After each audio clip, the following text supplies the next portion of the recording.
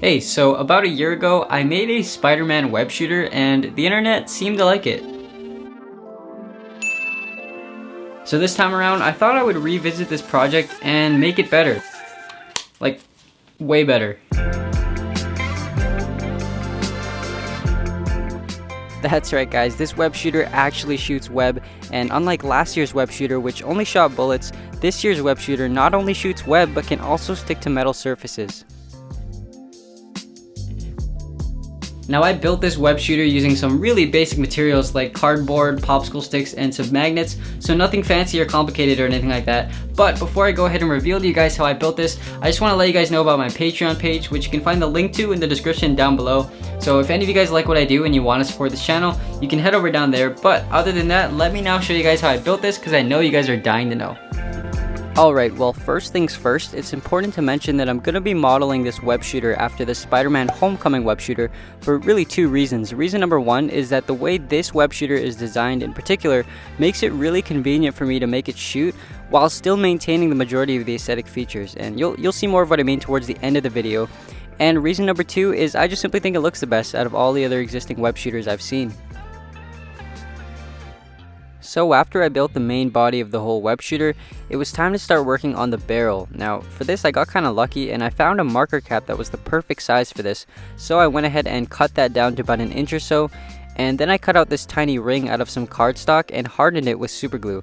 And once that was all dried and hardened, I glued that ring to the end of the marker cap.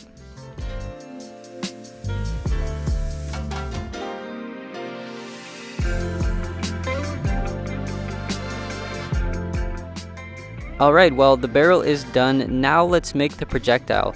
And this is the little sort of bullet thing that's going to propel the string forward, and it's also the thing that's going to stick to metal surfaces when you shoot it.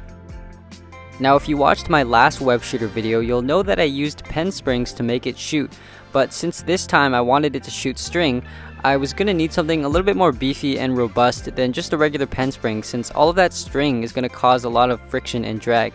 So I went ahead and bought an assorted pack of springs on Amazon, which I'll leave a link to down below, but this way I knew I would have a good chance of finding something that matched what I needed. So guys, here it is. This is the whole idea with how this is all going to work, right? So basically what happens here is once you put the projectile into the barrel, then you can stick a magnet to the back end of the projectile, and that magnet has a thread attached to it so that when you pull back and release, the thread will sort of trail behind that projectile, giving off the illusion that you're shooting web.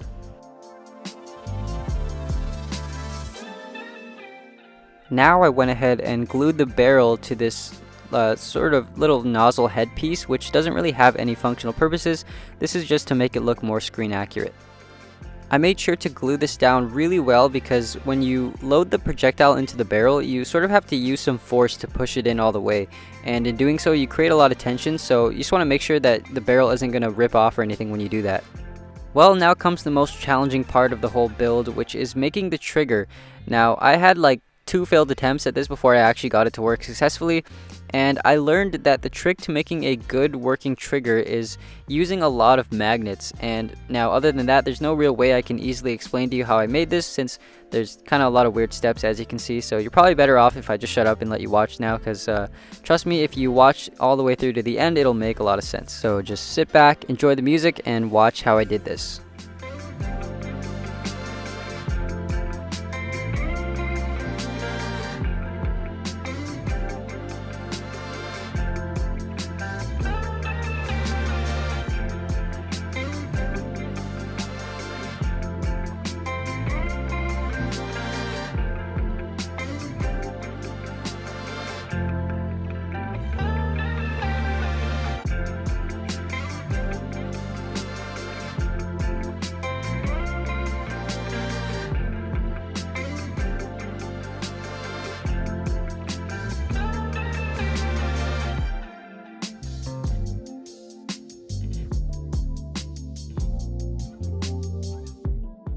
And boom, now you can see how this all works together.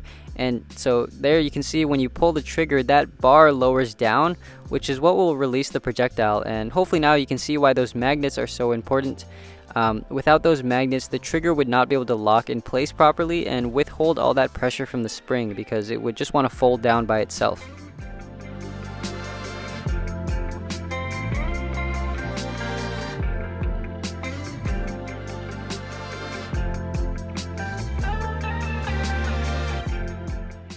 So once that trigger is glued onto the web shooter, I'll give you a little demo here of how this all works so this whole thing can really solidify for you.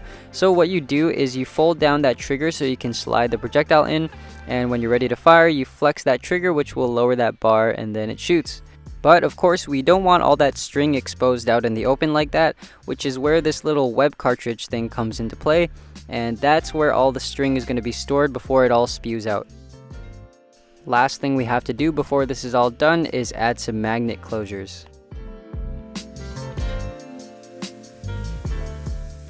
Alright, so one last final rundown of how to shoot this thing. So first you take your web cartridge, which has all your threads stored in it, you pop that into there, then you load the projectile into the barrel, and once you do that, the magnet from the thread should clip onto the projectile, and then aim and fire.